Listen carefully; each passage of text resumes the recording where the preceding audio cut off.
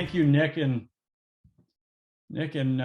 Rich, and it's great to see everybody. And I certainly never thought that I'd have the opportunity to be to be the guest speaker, the annual meeting, but here I am. And I just wanted to say, obviously I'm excited on behalf of the Stewardship Committee to provide this update, talk a little bit about, our mission and current, past, and really sort of future projects. But it has taken a team. I tell you, over the years that I've been a part of this great organization, I'm so fortunate to have a committee that is as passionate about conservation and the outdoors as I am.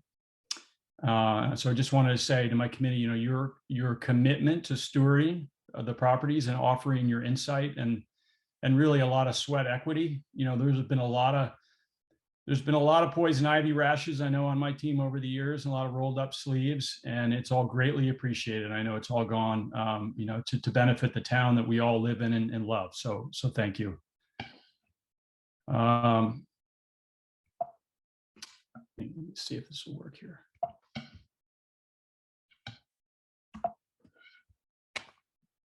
Here we go. Great. So for maintaining nearly 500 acres of preserved property here in town, our stewardship committee works with a pretty limited budget, nearly half of which is devoted to the mowing of hayfields and cleaning up of tree debris from storms and natural decay. So in the end, this leaves us with very little to spend on more meaningful and impactful projects, the kind really that the inventory of our diverse properties really deserves. So over the last few years, the contributions from so many of you have afforded us the ability to look really above and beyond the mundane of annual mowing and maintenance and cleanup. And thanks to your generous donations and the grants gifted us through FM Kirby, Guilford Foundations, New Jersey Green Acres, New Jersey Conservation Foundation, we've been able to channel much more energy and dollars into restoration and enhancement efforts, honing our mission of improving the overall health and aesthetics of all of our open spaces. Tonight, I'd like to share an update on some of these projects, but I'd like you to sort of view this as a combination of sort of three things. It's a celebration of past achievements, an honest and transparent look at some of our current progress, and a hopeful glimpse into what some of our future vision, all of which together would certainly not be possible without your support. So on behalf of the Stewardship Committee and all of us on the board here, I thank you for all of your contributions. I'd like to start with Primrose, certainly our flagship property. Originally saved from development in 2012. Primrose's 12-acre abandoned hayfield used to simply just receive 2 mowings per year. And that was the intent, I think, was to just keep the sort of the weed growth at bay. But we knowing the full scope of this property, those of you that have hiked it, it held such greater potential. And we quickly revised our goals for the property once we were made aware of this, really, which was the first of the Green Acres grants. In sort of analyzing the opportunity at Primrose and really what the Green Acres grant meant for us, we took a close look at really sort of how do we developed a report card, or really the stewardship checklist, to evaluate and really in the end validate property projects of such a large scope. And this quickly sort of became a roadmap or a guideline for our future efforts. So I want to run through these just real quickly because I think they're really important and they help us sort of define priority and also really kind of establish an order in the things that we do. Obviously, if there's a viewscape opportunity, you'll see, we're going to talk about Von Zuben a little bit, viewscape, where we have roads merging and you have an opportunity to see a property from the street. linkages to other preserved properties. You know, we have that all throughout town. Certainly at the Gateway's connection to the Great Swamp, their conservation management area is a perfect example. Water resources, well, we have that, the Great Brook Gateway as it flows down through Coven. Other environmental resource factors, wildlife habitat. Anybody that knows me knows, you know, I'm a big wildlife fan, and I tell you, living where we live, you've heard me say this before, we're in a very interesting spot. We're in this triangle between Lewanika, Jockey Hollow, and the Great Swamp, and as a result, I think Harding is really a benefit of that, in that we have such a diversity of wildlife here, and so when we do look at our properties, we always consider the impact and a hopeful positive impact on our wildlife. Public access, right? Hiking, we're going to talk a lot about that. Well, what does it cost, right? Certainly, you know, I think we're lucky to have the donor base that we have, because we wouldn't have been able to accomplish a lot of these things without it. So what do some of these things cost? It has to make financial sense for us. And then once done, lastly, it needs to be something that we can maintain, certainly over the years, and afford to do so. So the Primrose Wildflower Meadow project, this was really our first sort of go at this Green Acres grant, and unfortunately we were successful, right? So it was a $100,000 project. We worked with Larry Weiner's team on a very ambitious 3 to 4 year plan. We knew that Larry had done this type of work before in town on a smaller scale, but a much larger scale in Pennsylvania, maybe upstate New York. So we knew that Larry had a lot of experience doing this. So the plan was to convert the 12-acre hayfield to a wildflower meadow. And due to our commitment to enhancing and managing conservation values, as well as continuing to expand really what we saw as more passive recreational opportunities at Primrose, we saw two important benefits of sort of taking on this effort. And the first of which was, we knew we could minimize future recurring costs associated with hayfield management. So by establishing a native meadow over a 2 to 3 year period through really seeding, diligent mowing, spot herbicide, longer term maintenance costs related to weed management could be reduced. And second, I think, you know, we would improve the biodiversity on the property. We could add new interpretive signage and ultimately enhance the visitor experience on what is easily our most popular publicly accessible property within our inventory.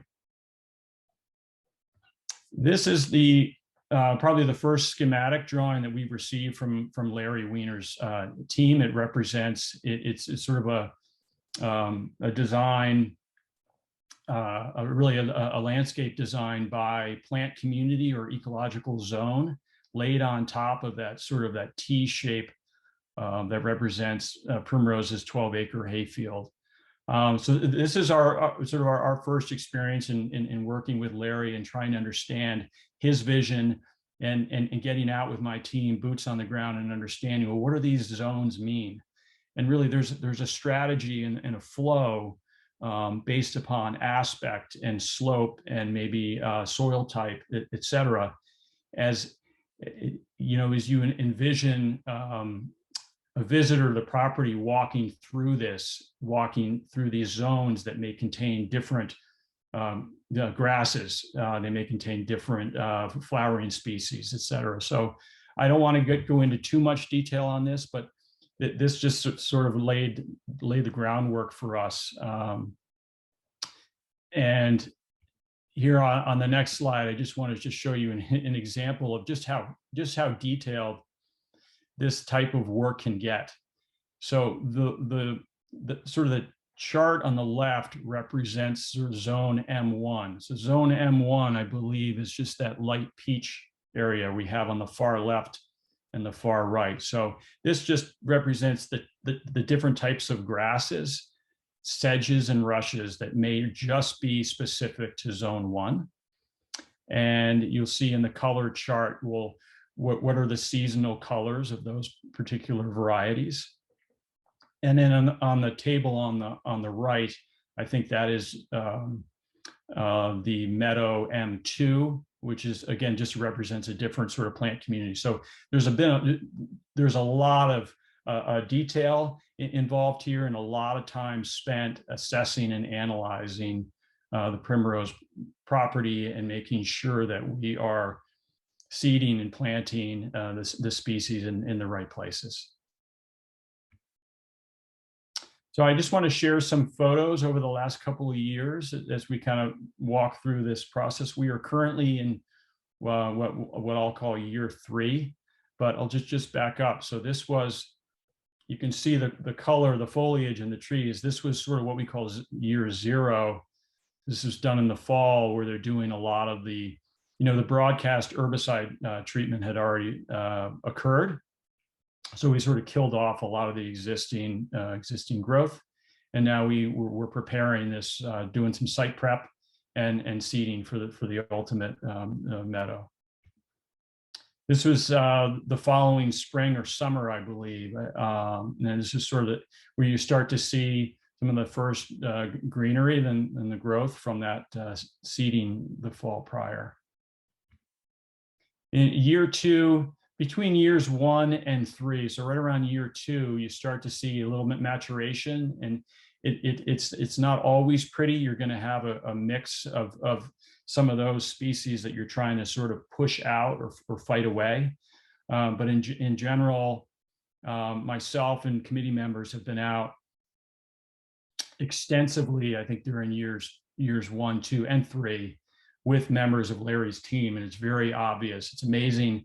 You see them wading through the grasses, and they're pulling things back, or they're pointing out certain species, and really from everything we see, everything has sort of gone according to plan, and they're starting to see a lot of this sort of emergence and maturation of the species that were seeded.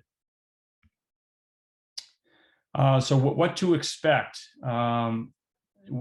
What to expect in 2021 here, as we are in year 3. These are, I just grabbed a couple of shots of some mature species that we hope to see at Primrose sometime this summer. We just need more sort of continuous warm weather. So we have a little blue stem on the top, purple lovegrass in the middle, and some mountain mint on the far right. So I think what we're hoping to see is, as noted here, is some short and long-term species, and I think a lot of the grasses are going to start to appear here shortly. So we hope to be able to share some imagery on our new website of this process, and especially sort of the time frame as things kind of develop and evolve. But this is the summer when we are going to have some paths mowed and some signage applied. And really the expectation is you're going to start to kind of see the fruits of all the labor here, so usually hopefully by middle of the summer. Another benefit to the Green Acres grant was we had some dollars left over, and we decided with our consultants' advice is, let's take advantage of this entryway into the property, what we call this sort of oak, this beautiful great oak that we have here on the property. And so the plan is to, you see a lot of the weed growth here in the foreground. The plan is to, physically plant some plugs in 2 or 3 different areas. We're going to have some tall accent and low accent areas, and these will just sort of circle that oak area, which sort of make for a nice experience kind of coming into the property. I'll show you some of the examples of some of these species are listed here. It's 450 plants are planned to be established here on this slope. I've included the photo of the eastern box turtle, because it's a species of special concern here in New Jersey, and it is one that we've seen at Primrose several times, and it's one that is just ideally suited to this type of habitat. And so, again, a wildlife benefit here. This is something that we hope to see more of after all of our hard work is done. Those of you that spend time hiking at Primrose, it's just a great opportunity. I know Peter and Susan have been over there many, many times, and over the years, you see this transition, right? This photo on the left, this may have been our earlier efforts to try to tackle some of these muddy areas. And then on the right, this is the result of a lot of donations and a lot of thought and time and a lot of ATV and tractor time out there by my committee in trying to identify some of these areas. So we've had over 200 feet of boardwalk installed at Primrose. We have done a lot of trail widening, a lot of pruning. We had a little bit of a storm this afternoon, this kind of microburst that went through here town. Well, these are the kinds of things that end up requiring some follow-up on a lot of our public properties like Primrose, and we spent a lot of time doing cleanup. So it's just kind of what comes with the package, I guess. I want to highlight this area here as well. So we have this really unique cedar grove that is always very, very wet. Even in July and August, it's as if we must have some kind of a spring or something on the upslope side of this. But one of our partners, Jim Fenimore, who's just been absolutely wonderful for us and extremely dependable. And this was a 200-foot section of boardwalk that he put in last year, and we were thrilled. And I know a lot of people have been enjoying it ever since. So here we have sort of a couple of photos of that process. And then this is a more recent photo taken here, I think maybe early this spring. Huge addition to the hiking experience at Primrose. I really can't stress that enough. These are some tree signs that I think we acquired these during from a donor from a cocktail party several years ago. So we have about 12 to 14 different species labeled throughout the hiking trails at Primrose. We hope to add the same type of signage and experience at some of our other properties as well. The photo on the left, I just wanted to touch on. I showed you before the boardwalk over the wet area. Well, we weren't always able to create these or really spend money on boardwalk and get that material deep into the trail system. In this particular case, we had a really wet area, and we were able to sort of redirect some of that flow underneath and build a lot of gravel and soil and wood chip up on top. Again, that was a bit of an engineering feat by one of our contractors. So that again took a lot of time and money, and has been definitely worth the while. The tree on the right is one of two saplings that were planted at the entry to the Primrose Field. Again, those were gifts from some of our donors from a fundraising cocktail party. Part of the Green Acres grant money we earmarked for interpretive signage, and we found a group in Pennsylvania that just did beautiful work. And these are the three signs that will be going in at Primrose this summer. They're about 2 to 3 feet in size. They'll be mounted on aluminum posts, and they're this sort of gel coat, weatherproof composite material. They're wonderful. We had a lot of folks provided input, and we tried to make them informational, educational. We tried to make them interesting for the kids. And I think you're going to have a really nice impact at Primrose for sure. So moving on to the Gatehouse. Those of you that know the Gatehouse, right at the corner of James and Harder, the Gatehouse is our headquarters property, and it serves as a key link in the Silverbrook Stream corridor that runs through Harding Township. What makes this property so unique is the wetlands and woods that flank the brook, providing a rich and biodiverse ecosystem. The second of our two properties that is accessible to the public for passive recreation, the Gatehouse has more than 1 mile of walking trails which connect to the Great Swamp Watersheds Conservation Management Area.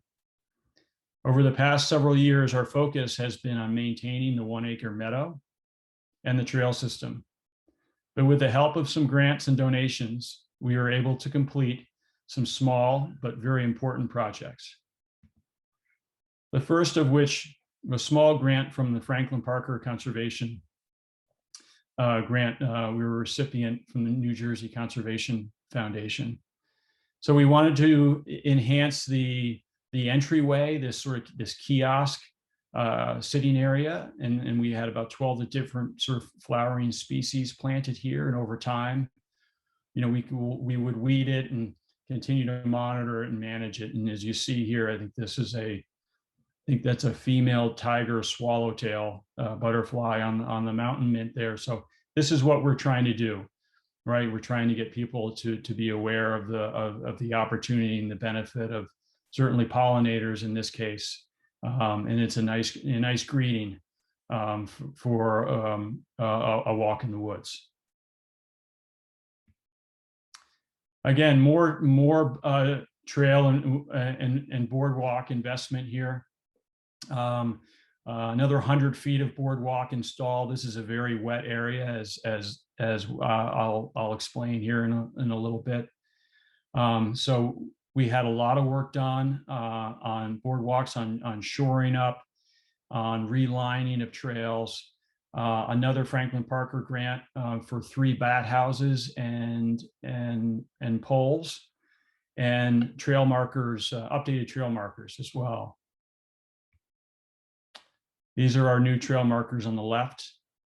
And on the right, this is just really the product of a lot of stewardship work here, a lot of volunteer time going out. We're so lucky to have some tree companies, Mark Goggin and Tree Tech and many others, drop wood chips off, and our volunteer crew just goes to work spreading those wood chips out throughout the trail system.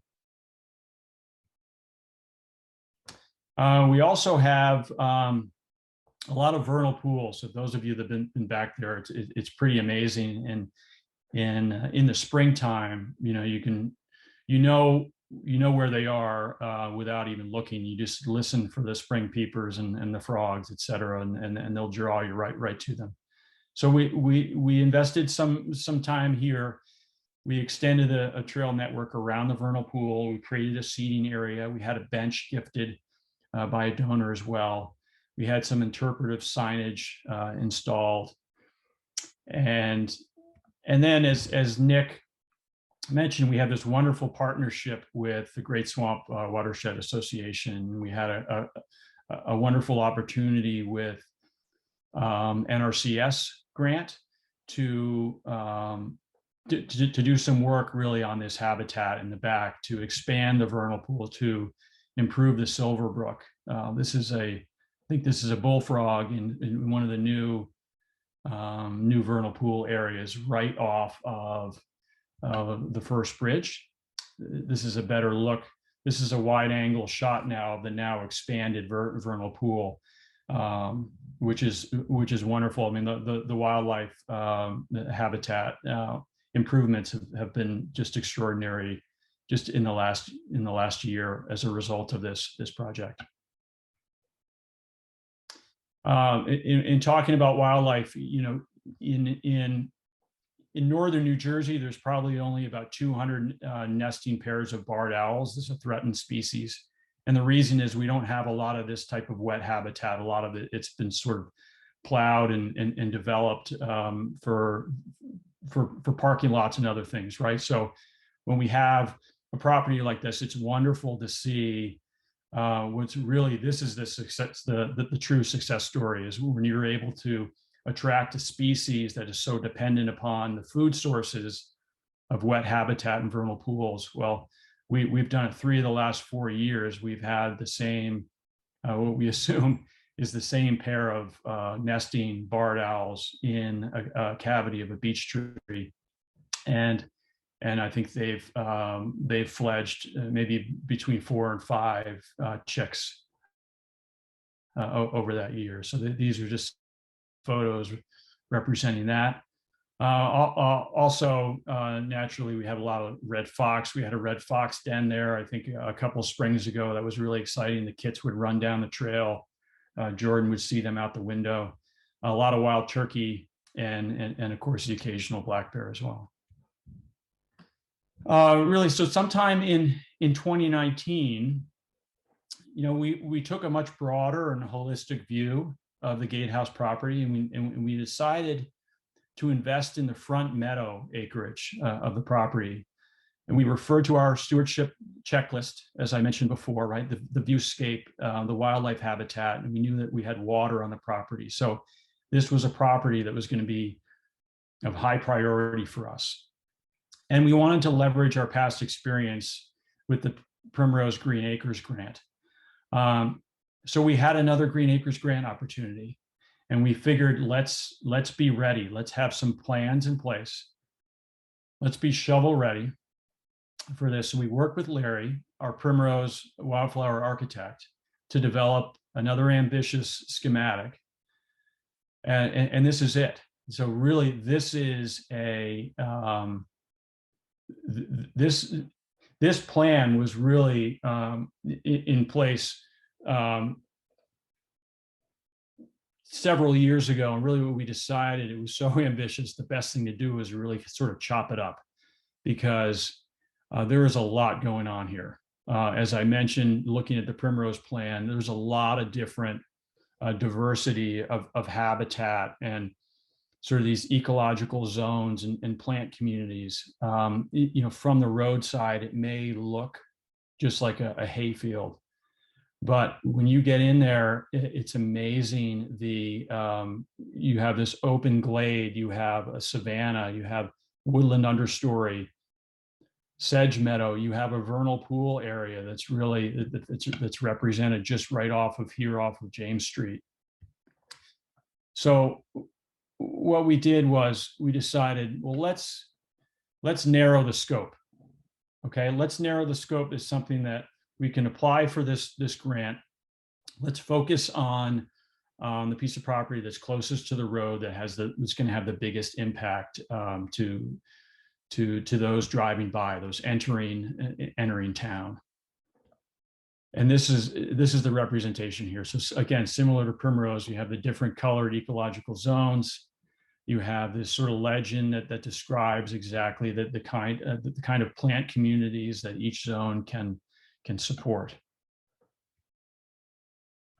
So we were awarded for the second time a Green Acres grant, again for a project over $100,000, and this was to restore this open meadow, and the plan called for a lot of sort of native tree and shrub infusion, sort of a little bit of a regrading and a reseeding of the hayfield, 10 to 12 birches along the entryway. And I know these numbers may seem shocking to you, but they are real.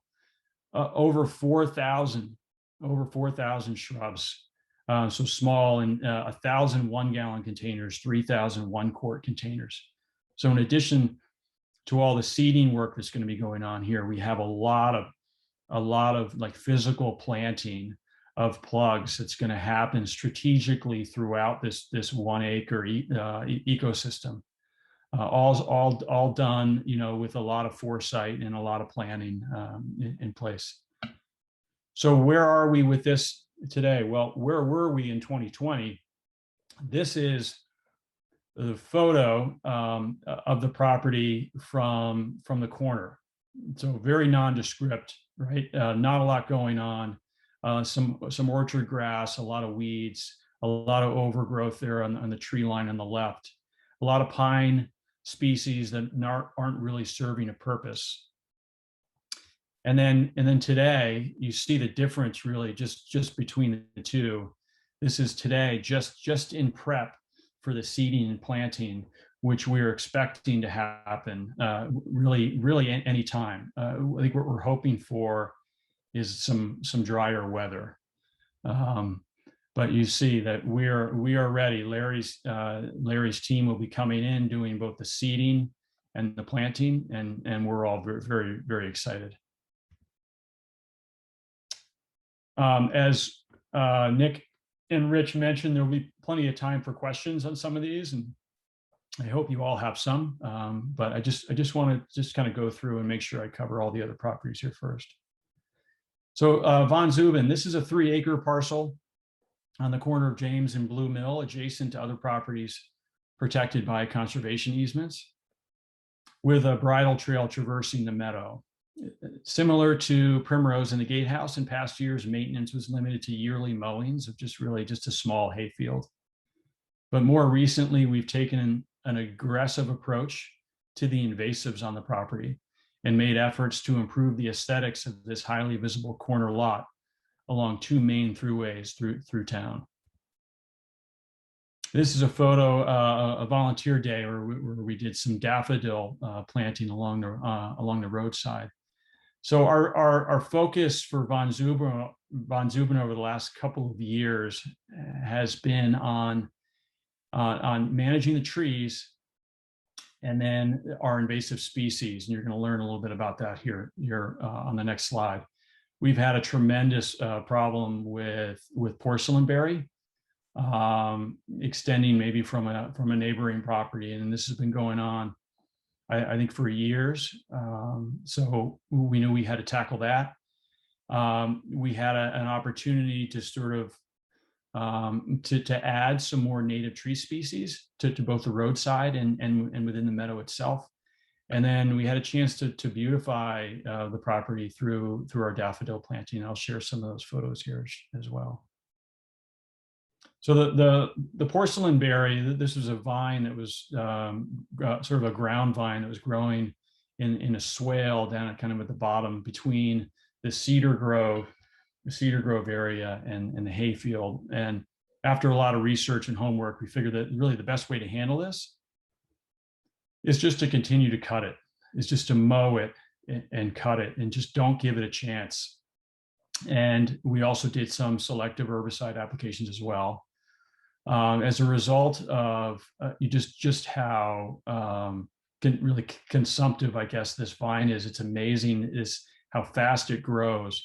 It crawled up all these cedars. You can see in the photo, you can see the vines on the left, and then you see them sort of as they're kind of infiltrating this little cedar grove here in the back as well. So this was a lot of manpower, a lot of time spent not only with our contractors that were going out there with heavy machinery, disrupting some of that porcelainberry and trying to cut it down, but we were also physically going in there and pulling these vines out of these trees. It took us, the better part of, I would say, a month or two, one summer, one fall. This is a more recent photo. You see the difference, the vine removal on the left. And then we have a much cleaner viewscape of our cedar trees. I'll go back to, this is probably 2019 or so. And this one is much more recent.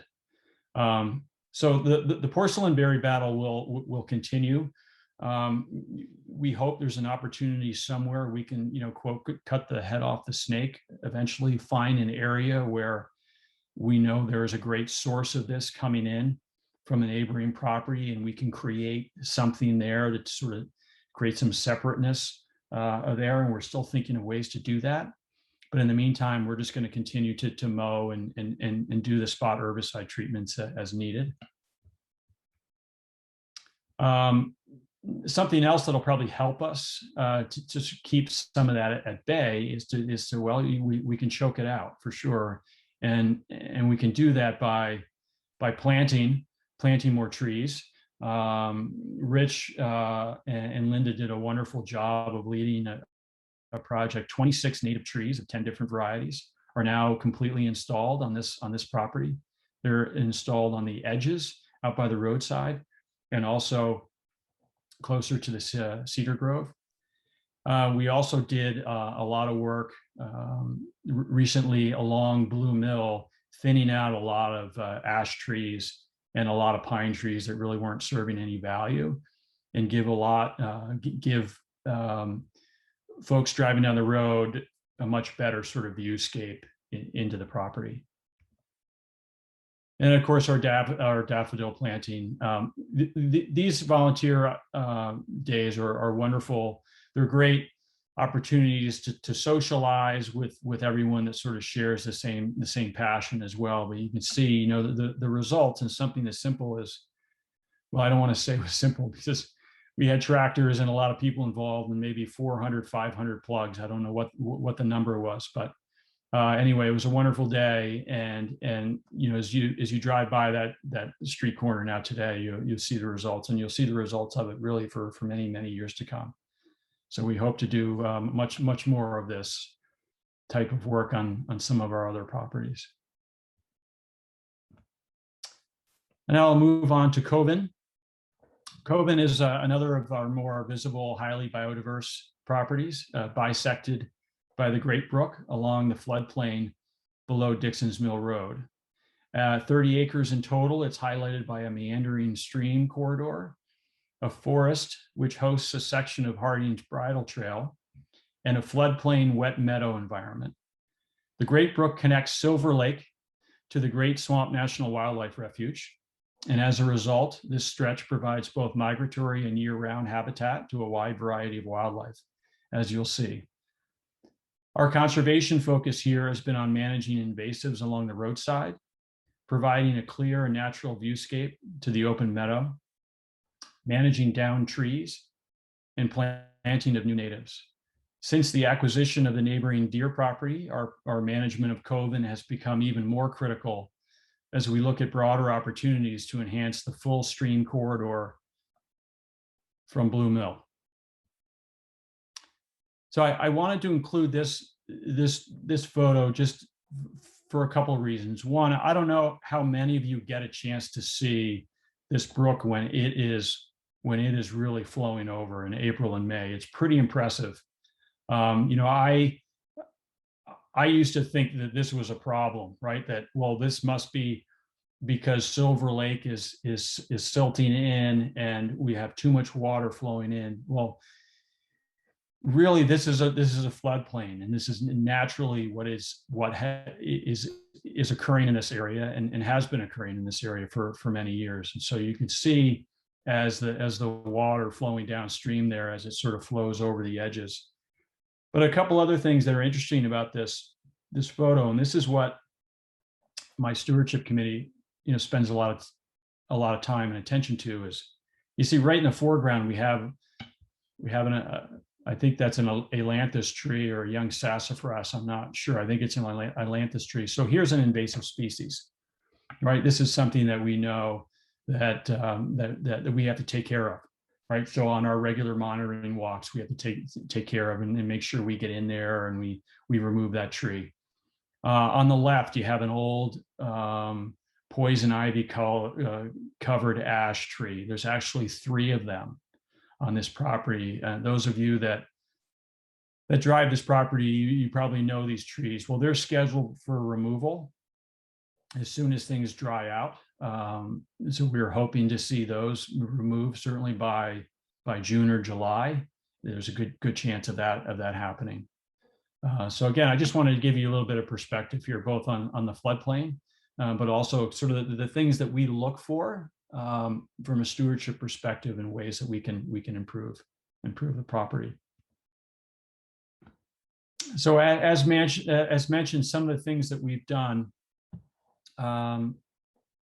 similar to Von Zuben, we had about 40 to 50 trees along Dixon's Mill Road that we had removed over the last year and a half, 2 years. And I think that that did you know, a lot of things for us. One is it gave a lot of people a better view out into the meadow, but also allows some of the healthier and more native species a chance to sort of spread their branches out a little bit. And so that was very, very effective. I remember driving down the road after those 40 trees were removed. It was extremely impactful immediately, just made a big difference. And then over the years, up to 40 different native trees and shrubs planted. You see here in the middle that this is a willow tree. There's lots of willows and dwarf willows on this property, which is not uncommon for this type of sort of stream corridor habitat. Lots of smaller shrubs too, spice bush, button bush, and some red osier dogwood, as you'll see here. This is an example of what Koven might look like in really the heat of summer, so July and August, when we have a lot of overgrowth. But you'll see the role that some of these new plantings, or river birch and willow, play in their root systems. Do a wonderful job of sort of shoring up kind of the edges of this stream corridor, especially when we're in a floodplain and we have water flowing over the sides. It's nice to sort of have that, have species like that. They're sort of holding the banks in place. They're also very attractive, and they're also, you know, just thrive in this sort of wet habitat and grow very, very fast. This is a photo of was considered the swimming hole. We had a really attractive tree here with a rope swing. Kids, probably a couple of generations of kids may have, you know, swam in the Great Brook in this particular spot. Well, we lost that tree recently, and that tree came down across the stream. And again, these are things that we're not always prepared for, but we always make sure we're budgeted for. And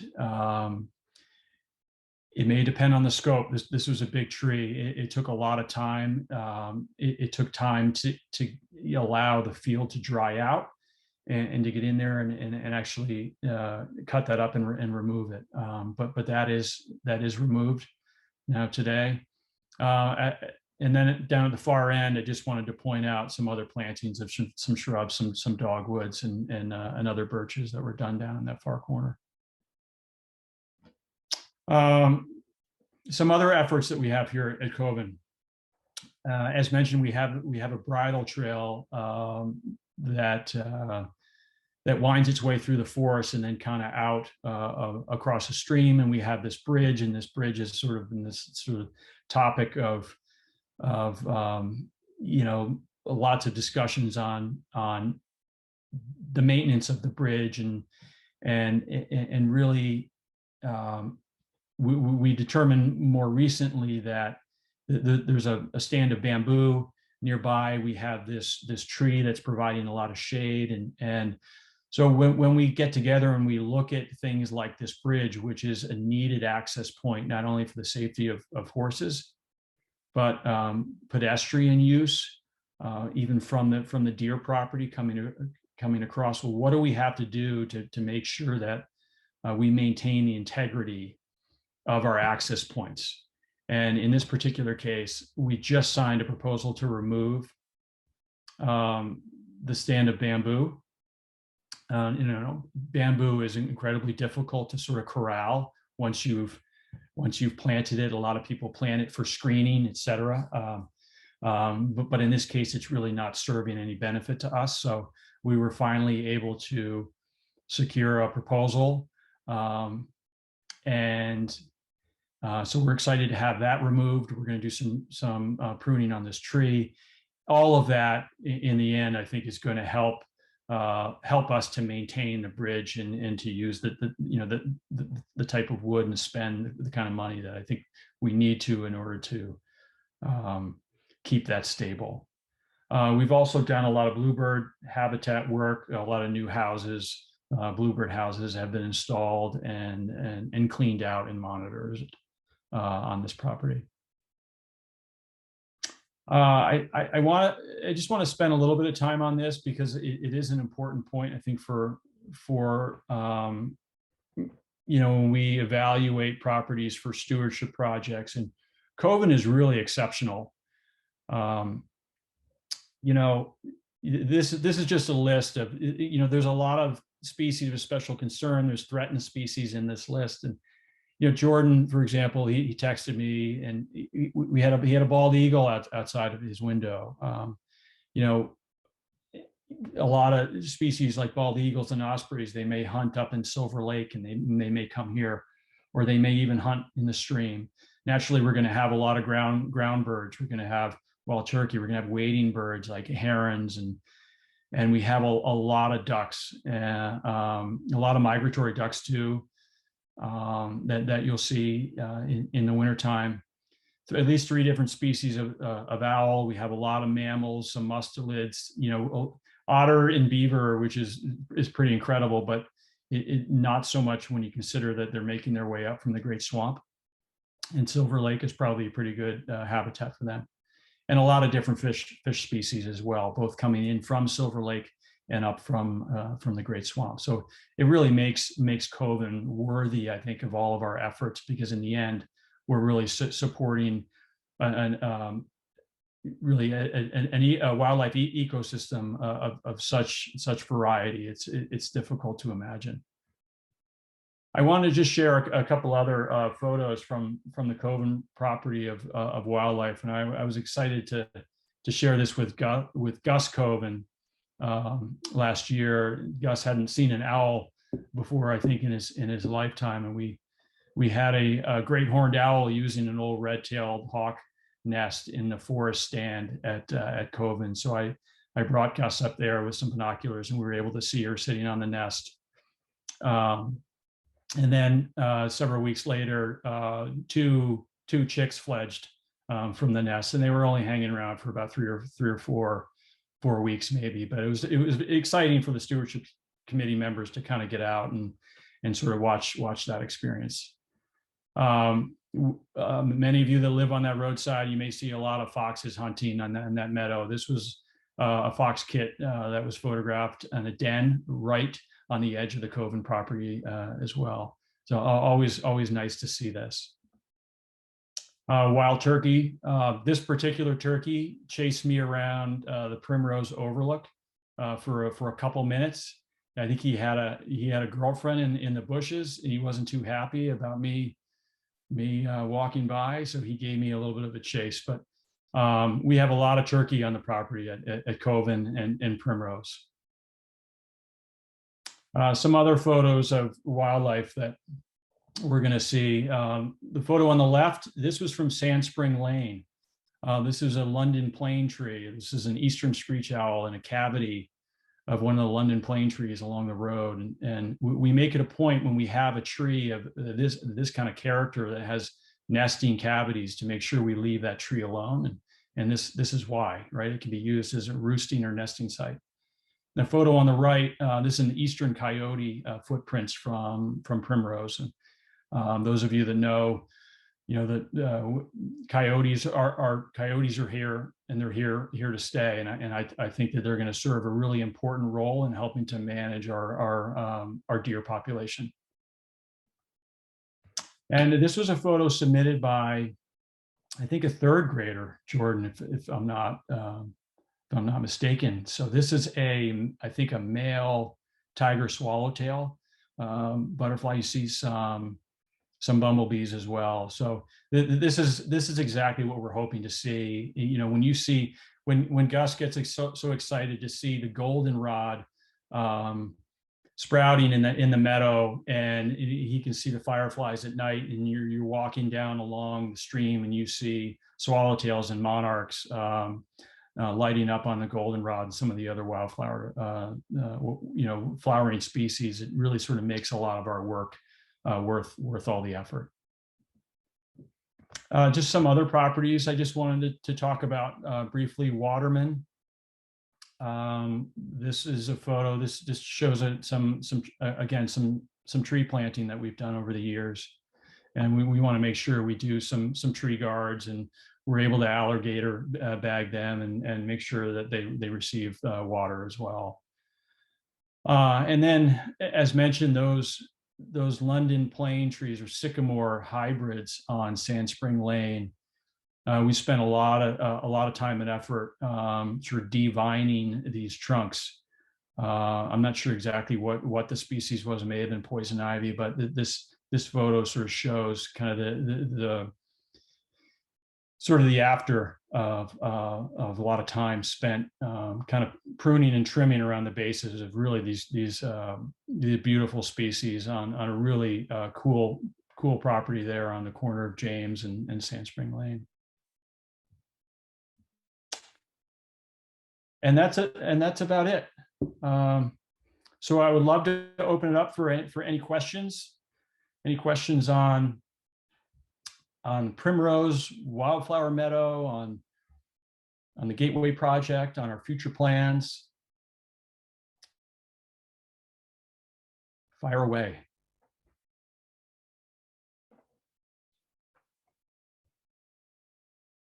Someone on my committee have a question? Somebody's got to ask me something. What's your favorite project, Jerry? Oh, I don't know. I don't think it's happened yet, Rich, honestly. Oh, there you go. I don't think it's happened yet. I would love to explore some stream restoration work at Coven and Deer. I think that could be really exciting. Yeah, I would say that for sure. But at the same time, very excited to see what happens at Primrose and the Gatehouse. Yeah. Hi, Susan. I don't see anything but the skylight, which is best. That's great. Jerry, I mean, all of you, I want to congratulate you. I am so impressed. This has been amazing. Jerry, as you recall, maybe, I was in the original Von Zubin trying to get a meadow established, maybe 5, whatever. And we had maps and we planted everything. And I never saw any results of that. I never saw really much in the wildflower department. I'm delighted that you're continuing, and especially with the porcelain berry removal. That was, awful. And I'm wondering how you're contacting the neighbors to encourage them to also do removal, because it must be a diplomatic nightmare. Yes, it is. No, thank you, Susan. Thank you for all your support over the years as well. Yes, we reached out to several years ago. We reached out to those neighbors, and we had in-person meetings, phone calls, and emails, and they're on board. And I believe the neighbors of the Von Zubin home have done a lot of work there recently. Yeah, I know they've done a lot of landscaping on that side, and I think other members of the staff here have reached out to them as well. So yes, we're aware. We think it may have originated as sort of an ornamental of some kind, potentially. So yeah, it is important for us to make sure that the neighbors are on top of that as well. We feel like we'll always be fighting that. Yeah. Jerry, I just want to continue on the porcelain berry. Mm-hmm. And Richard Clue may be interested in this, and I'm sure you know that it is horrible around the municipal building. As you walk property, as you walk on the path, that porcelain berry is just overwhelming. And I don't know if you want to give them some clues as to your techniques, but they should really start working on it. Okay. All right. It's good to know. Thanks for that, Susan. I agree. I think we also have some work to do in the field next to the town hall as well, right? Because of the mowing, right? Yes, you've heard from me. Absolutely. No, I think that's been addressed, or is being addressed by not mowing it this summer. Well, or at least if mowing now and very fast and high. But anyway, thank you. I'm glad. I really appreciate that a single individual can get in touch with the people that be and get some action. And I love that. Thank you. Yeah, thank you. Anybody else? I'll say something, Jerry. I don't know you, and I don't know most of you. I recently purchased the Tiverton Hill property on Van Buren Road. And I particularly loved your presentation as it focused on all of the wildlife and how important the native trees are, particularly for the owls and the older trees that have big cavities in them, easily could be considered past their prime and not worth anything, but clearly all that is so important. And I look forward to meeting you and being a part of this great operation that you all have going. Great. Thank you. Thank you for that feedback.